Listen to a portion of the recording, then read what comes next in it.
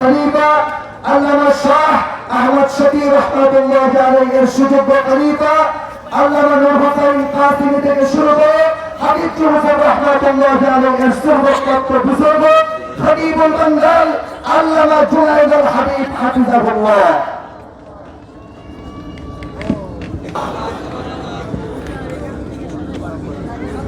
إن الحمد لله وحده والصلاة والسلام على من لا نبي بعده.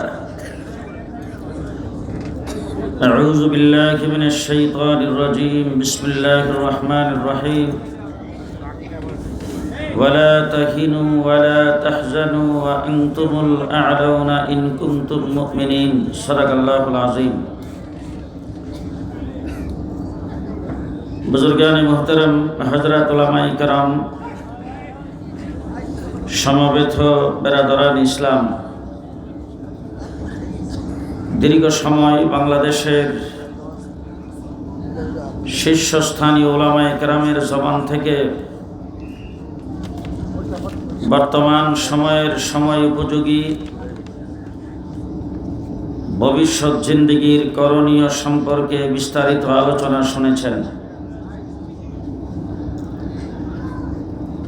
অতি সংক্ষিপ্ত সময়ের ভিতরে আমি আপনাদের সামনে দু চারটি কথা আলোচনা করব। আজকে এই শ্রীপুর মাওনা এই অত্র অঞ্চলের ভিতরে আমি 4-5টা মাহফিলে আমাকে যাইতে হবে।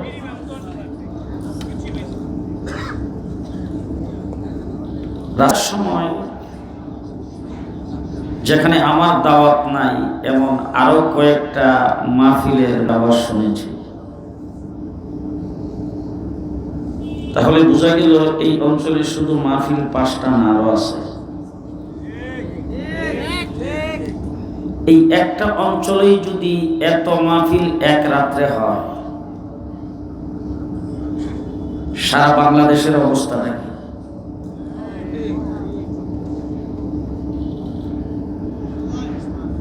বাংলাদেশের টেকনাফ থেকে তেতুলিয়া পর্যন্ত গত অক্টোবর মাস থেকে সামনে রমজান পর্যন্ত প্রতি রাত্রে 4 থেকে 4,500 ইসলামী সম্মেলন ওয়াজ মাহফিল অনুষ্ঠিত হয়। এতে আপনারা যারা এখানে এসেছেন, আপনাদের কাছে মনে হয়েছে দেশটা মনে হয় হিন্দুরা। কথা আসতে বললেন, মাইছে যেন না শুনে। দেশটা কার? যে দাঁড়ানো বসা অবস্থায় প্রত্যেকের যার যার পাশের লোকটাকে চিনবেন। যদি কথা না কয় মনে করবেন হে ওই দলের লোক। কার দেশ? মুসলমানের দেশ। আমার বাংলাদেশের মতো 5 ওয়াক্ত নামাজের এত আযানের আওয়াজ পৃথিবীর কোথাও হয় না।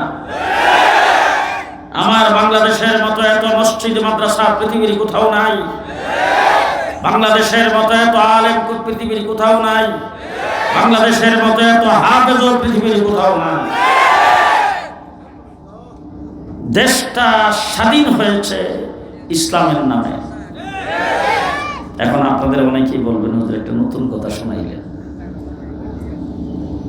দেশটা ইসলামের নামে স্বাধীন। পরে 200 বছর এই দেশে ইসলামকে উৎখাত করার জন্য যাদের সূর্য অস্ত যেত না, সেই ব্রিটিশ, সেই ইংরেজ একদিনে 14,000 আলেমকে ফাঁসির কাস্টে ঝুলায়া মসজিদগুলোকে ভেঙে দিয়ে মাদ্রাসাকে বোলডোজার লাগিয়ে শেষ করে ইসলামকে উৎখাত করার চেষ্টা করেছে। 250 বছর চেষ্টা করে ইসলামকে উৎখাত করতে পারে নাই। লাঠি ডান্ডার বাড়ি খেয়ে তারাই দেশ থেকে বিদায় হয়ে গেছে।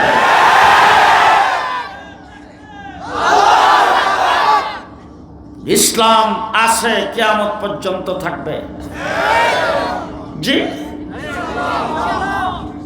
ইসলামের প্রথম থেকে বিরোধিতা শুরু। বাহ্যিক দৃষ্টিতে অত্যন্ত ক্ষমতাশালী ফেরাউন,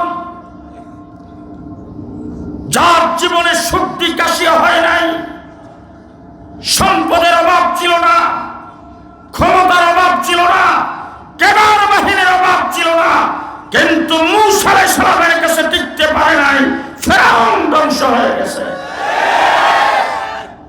নমরুদ মহাপ্রতাপশালী, পৃথিবী বিখ্যাত রাষ্ট্রের মালিক।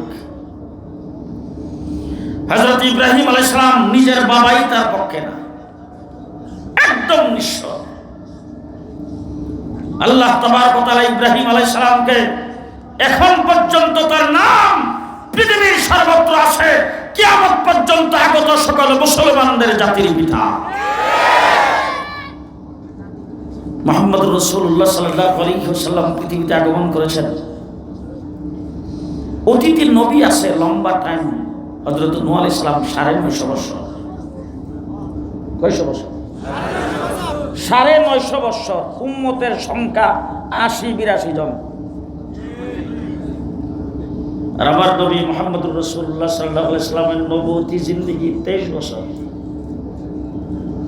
রাসূলুল্লাহ সাল্লাল্লাহু আলাইহি ওয়াসাল্লাম নবুয়ত পাওয়ার পরে 13টা বছর পর্যন্ত মক্কা নগরীতে নির্যাতিত হয়েছেন। রাসূল রাস্তা দিয়ে হাঁটতে গেছে, পায়ের নিচে কাটা বিছানো হয়েছে। রাসূল রাস্তা দিয়ে হাঁটতেছে, ময়লাগুলি এনে রাসূলের মাথায় ঢেলে দিয়েছেন। রাসূল রাস্তা দিয়ে হাঁটতেছে, হুজুরের গায়ে পাথর মারা হয়েছে। হুজুর তাইফে গেছেন দ্বীনের দাওয়াত দিতে, সেখানে রাসূলের উপর বৃষ্টির মতো পাথরের আঘাত করেছেন। সারা শরীর রক্তাক্ত হয়ে গেছে, হুজুর বেহুশ হয়ে গেছেন। মুহাম্মদুর রাসূলুল্লাহ সাল্লাল্লাহু আলাইহি ওয়াসাল্লাম তাইফ থেকে আসছে, সাহাবে আবু তালিবের ভিতরে রাসূলকে বন্দী করে দেওয়া হয়েছে। 4 বছর পর্যন্ত রাসূল জেলখানায় বন্দী ছিলেন। রাসূল গাছের পাতা খায় জীবন যাপন করেছেন। 13 বছর পর্যন্ত আবু বকর সিদ্দিকের উপর নির্যাতন আসছে, ওমর ইবনুল খাত্তাবের উপর নির্যাতন আসছে। হযরতে বেলালকে উত্তপ্ত বালির মধ্যে শেষরানো হয়েছে, বুকের মধ্যে পাথর চাপা দিয়ে রাখা হয়েছে।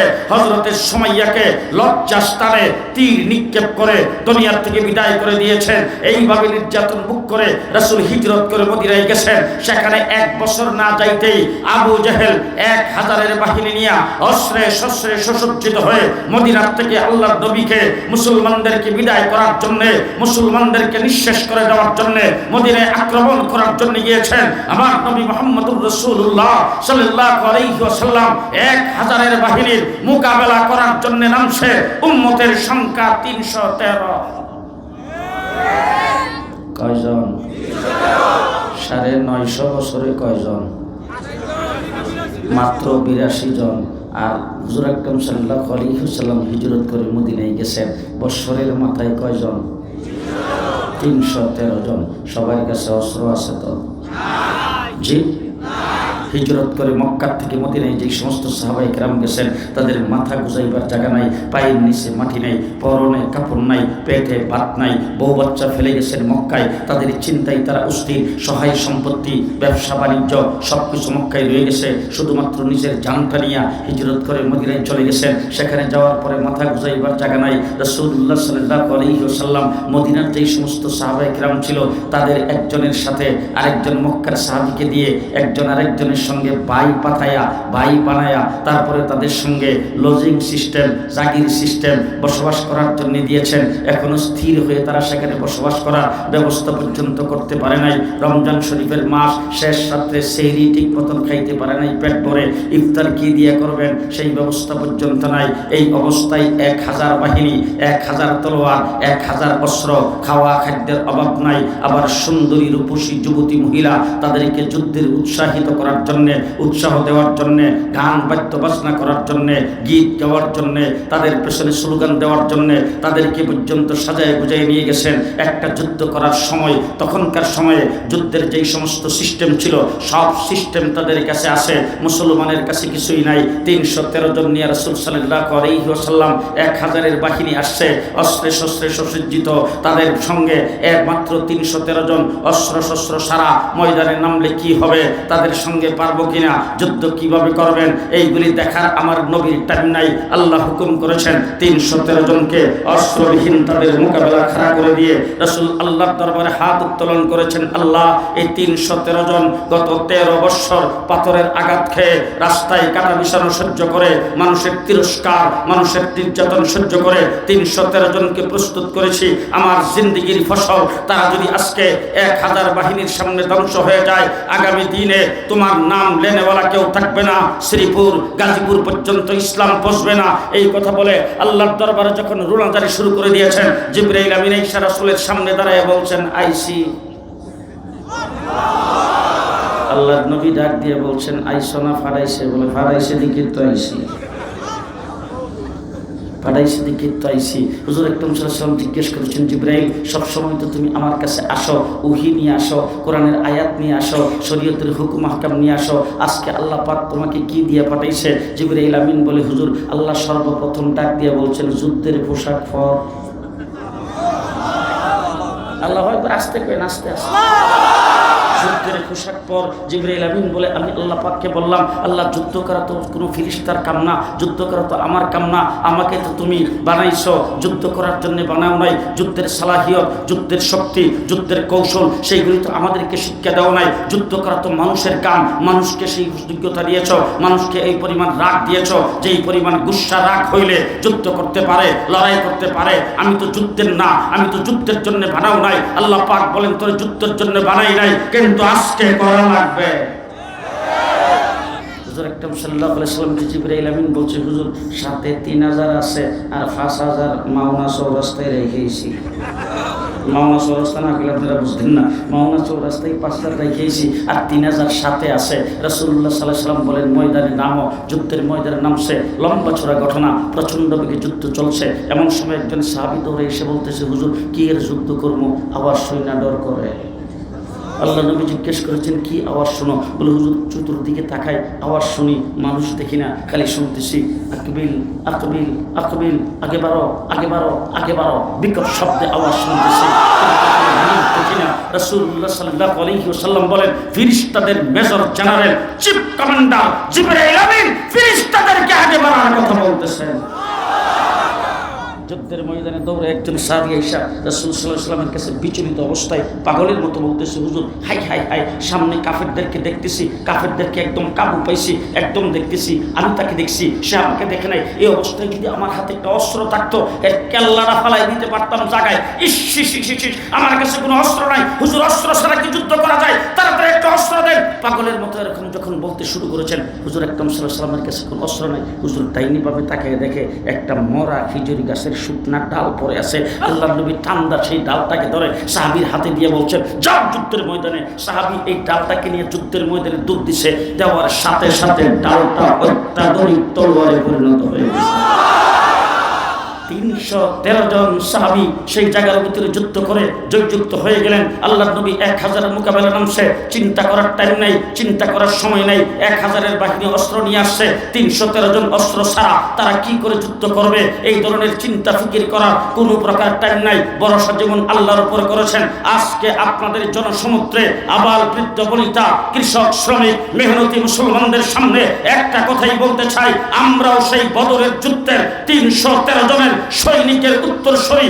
আজকে যদি ভারত মনে করে আমরা বড় রাষ্ট্র, আমাদের লোক সংখ্যা বেশি, আমাদের সৈন্য বেশি, আমাদের অস্ত্র বেশি, আমরা পারমাণবিক অস্ত্রের মালিক, আর বাংলাদেশ আমাদের পেটের ভিতরে যা খুশি তাই করবে।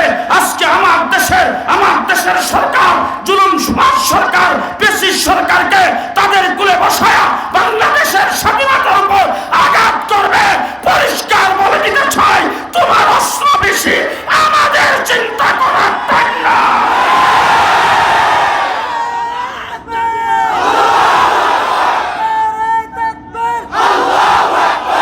পরিষ্কার বলছি, তোমার কি শক্তি আছে, তোমার কি সামর্থ্য আছে, সেইটা চিন্তা করার টাইম আমাদের নাই। আমরা বদরের যুদ্ধের সৈনিক। কি বলেন আপনারা? কি বলেন আপনারা? মিস্টার বুদি সাহেবকে বলবো, একটু আফগানিস্তানের দিকে তাকান। বিশ্বের সবচাইতে বড় পরাশক্তি আমেরিকা, তার সাথে 70টা মিত্র দেশ একত্রিত হয়ে 20 বছর পর্যন্ত লড়াই করেছে। 20 বছর পরে লাঠি ডান্ডার বাড়ি খেয়ে প্রাণ পাশ করে সেখান থেকে যেইভাবে বিদায় হয়েছে, ভারতকে বলবো আমার বাংলাদেশের দিকে চোখ তুলে তাকাইবা, চোখ উকড়ে ফেলা হবে। প্রাণ পাশ করেছে।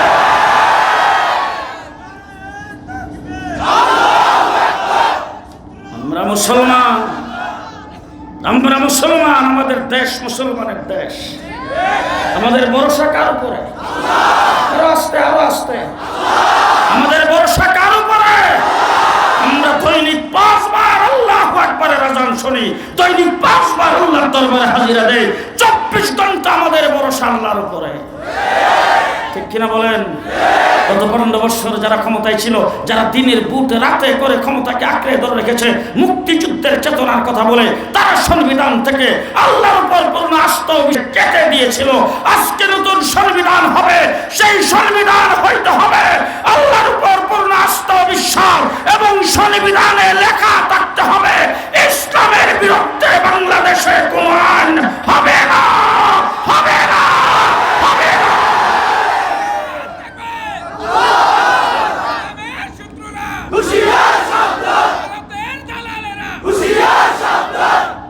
মুসলমান মুহাম্মদুর রাসূলুল্লাহ সাল্লাল্লাহু আলাইহি ওয়াসাল্লামের বদরের যুদ্ধে 313, পরের বছর রাসূল যুদ্ধ করার জন্য গেছে উহুদের যুদ্ধে। সেখানে মুসলমানের সংখ্যা, উম্মতের সংখ্যা 750।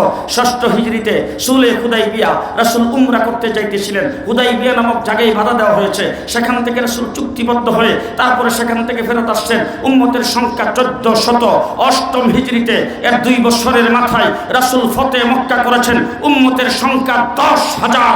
আরফার ময়দানে 10ম হিজরিতে রাসূল যে দাঁড়াইছেন, উম্মতের সংখ্যা 1,24,000। 950 বছরে 82 জন। আর আমার নবীর 10 বছরে 1,24,000। এরপর থেকে বোধহয় খালি কমতাছে। জি, কমতাছে না বাড়তাছে?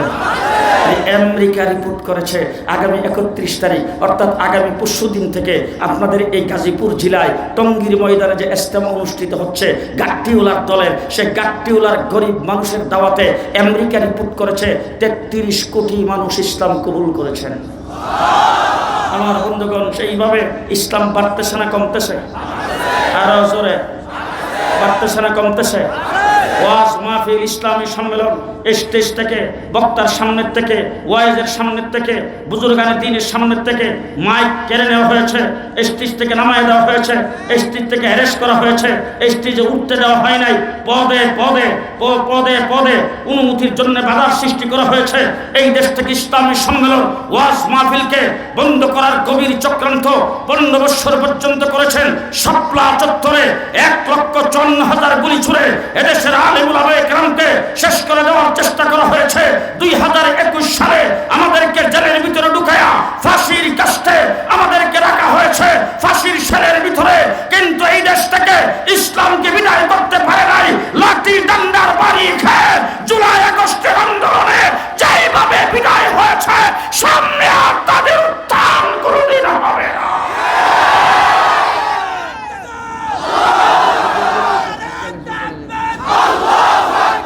আপনারা প্রস্তুত আছেন তো? প্রস্তুত আছেন তো? প্রস্তুত আছেন তো? আমার বন্ধুগণ, লজ্জার কোনো কথা নয়।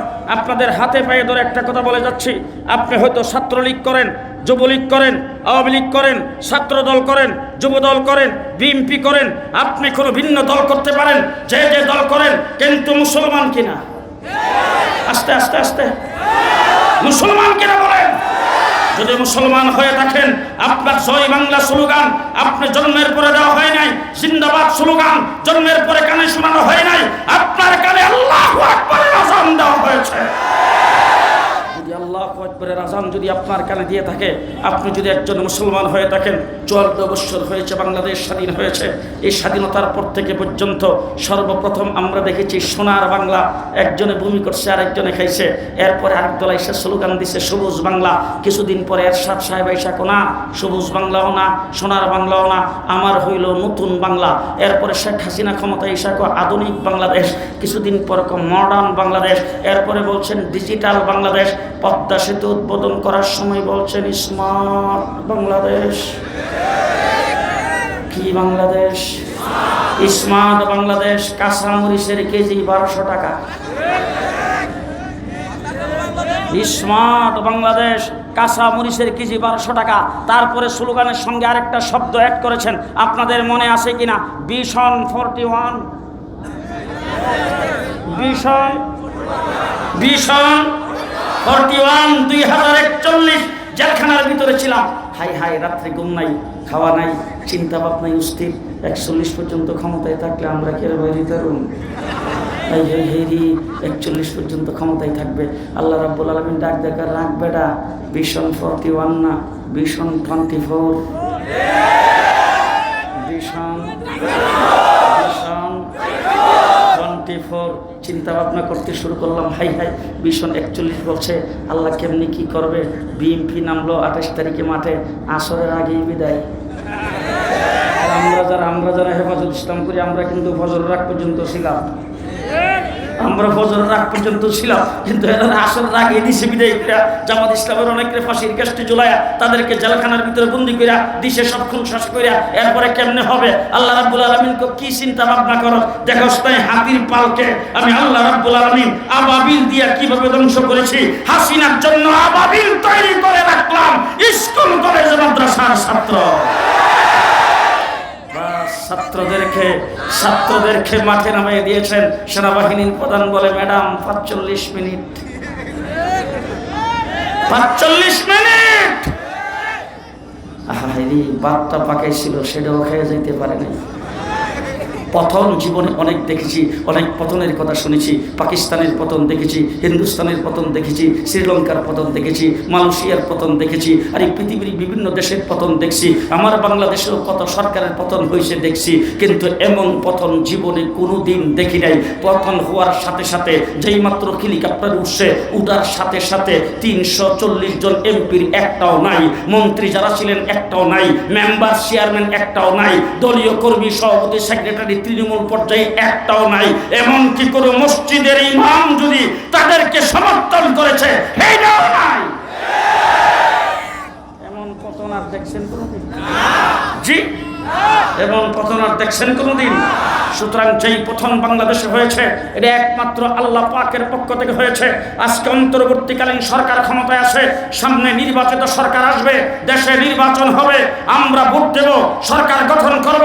তবে আজকের জনসমুদ্রে যদি আপনারা আমার কথাকে সমর্থন করেন, 2 হাত উঁচু করে সমর্থন দিবেন, আগামী দিনে এই বাংলাদেশ হবে ইসলামের বাংলাদেশ, ইসলামের বাংলাদেশ, ইসলামের বাংলাদেশ। প্রস্তুত, প্রস্তুত, প্রস্তুত। দলের চলা করে আমার যুবক ভাইরা দলের জন্য অনেকবার রক্ত দিয়েছেন, মার্কার জন্য রক্ত দিয়েছেন, নেতার জন্য রক্ত দিয়েছেন, বিভিন্ন দাবি আদায় করার জন্য রক্ত দিয়েছেন। এবার শেষ রক্ত দেব ইসলাম প্রতিষ্ঠার জন্য, ইসলাম প্রতিষ্ঠার জন্য। প্রস্তুত, প্রস্তুত। যদি এমন কোনো অবস্থার সৃষ্টি হয়, যদি এমন কোনো অবস্থার সৃষ্টি হয়, ইসলাম প্রতিষ্ঠার দাবিতে এই হাইওয়ে রুট চিরকালের জন্য বন্ধ করে দিতে হবে। প্রস্তুত আছেন তো? প্রস্তুত আছেন তো? আল্লাহ কবুল করুক। সবাই বলেন আমিন। মান বানা লিল্লাহি মসজিদান বানাল্লাহু লাহু বাইতান ফিল জান্নাহ। কোনো ব্যক্তি যদি মসজিদে দান করে, মসজিদ যদি বানায়, আল্লাহ পাক তার জন্য জান্নাতে ফলক বরাদ্দ দেয়। এখন সুবহানাল্লাহ, আসতেই করবেন। মসজিদের মধ্যে কোনো ব্যক্তি দান করলে সেটা আখিরাতের বাক্সে জমা হয়, আর সেটা হলো আখিরাতে জান্নাতের ফলক বরাদ্দ দেওয়া। দিবেন 5 টাকা এইখানে, কিন্তু সাথে সাথে বলবেন আল্লাহ দিতি সেইখানে নিমো তোমার কাছ থেকে। নিবেন কার কাছ থেকে? দিছেন এইখানে নিবেন কার কাছ থেকে? আল্লাহর কাছ থেকে। তাহলে মসজিদ কার ঘর? কার ঘর? এই মসজিদের সাথে সবাই কি নামটা লেখায় রাখতে চান? মসজিদের সাথে আপনার নামটা তাহকিরা কি চান? দেখি ডাইন হাতটা উড়ান তো, কেটা কেটা চান? ডাইন হাতে দাঁড়ায় রয়েছে যারা, দেখি হাত উঠাইছে। ডাইন হাত উঠাইছে, জোরে আওয়াজ করে আমার সাথে বলবেন সুবহানাল্লাহ, আলহামদুলিল্লাহ, ওয়ালা ইলাহা ইল্লাল্লাহু, আল্লাহু আকবার, আল্লাহু আকবার, আল্লাহু আকবার, বিসমিল্লাহির রহমানির রহিম। হাতটা পকেটে ঢুকাবেন, পকেটে। এই এই বাচ্চা হাত পকেটে, একদম বয়স্ক বাচ্চা সবাই হাত পকেটে ঢুকান। যার পকেটে যত আসে, টাকা না থাকলে আল্লাহ বলবেন আল্লাহ হাত পকেটে ঢুকাইছিলাম, টাকা নাই এই জন্য দিতে পারলাম না। যদি টাকা থাকে তাহলে মেহরবানি করে একটু 1 টাকা 2 টাকা 5 টাকা 10 টাকা 20 টাকা 50 টাকা 1000 টাকা 500 টাকা যার যতটুকু তৌফিক আছে একটু মেহরবানি করে দেন। এই যারা দাঁড়ানো আছেন আপনারাও দেন, হাতে হাতে নিয়ে নেন, রুমালের মধ্যে দিয়ে দেন, পাঞ্জাবির আঁচল ধরে সামনে